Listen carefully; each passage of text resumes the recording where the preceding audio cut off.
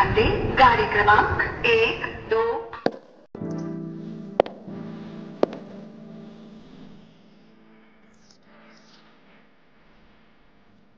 এই তো এখানটায় জায়গা আছে, এখানটায় বস।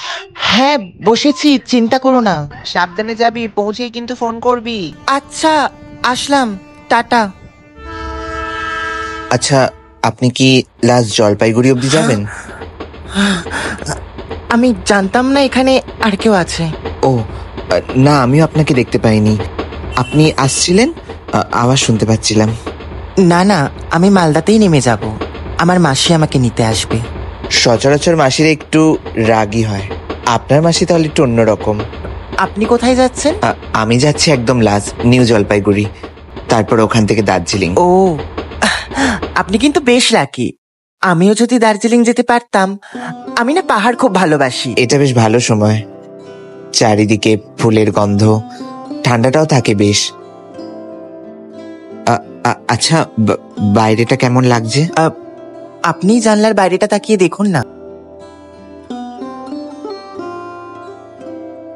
আপনি লক্ষ্য করেছেন গাছগুলো কেমন চলমান আর আমরা কেমন স্থির বসে আছি?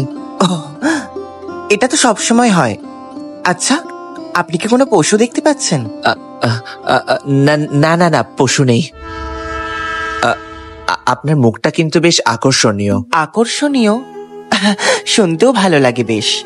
তা না হলে তো লোকের মুখে ওই সুন্দর শুনতে শুনতে আমি ক্লান্ত। আকর্ষণীয় মুখ কিন্তু সুন্দরও হতে পারে। আপনি কিন্তু বেশ সাহসী, তবে একটু গম্ভীর আছেন। আপনার স্টেশন মনে হয় এবার চলে আসবে। যাক বাবা, কম জার্নি বলে বাঁচুন। আসলে আমি ট্রেনে বেশিক্ষণ বসে থাকতে পারি না।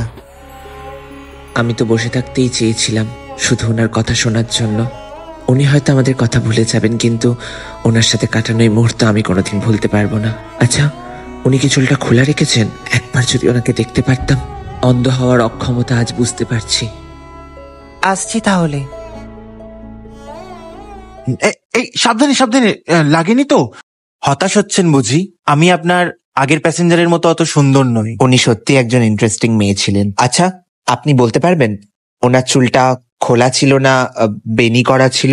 আমি তো ওনার চুলের দিকে লক্ষ্য করিনি, আমি ওনার দুটি চোখের দিকে লক্ষ্য করেছিলাম। কি অপূর্ব দুটি চোখ! কিন্তু ভগবানের যে কি লীলা, ওনার দুটি চোখই কাজ করে না। উনি তো অন্ধ, আপনি জানতেন না?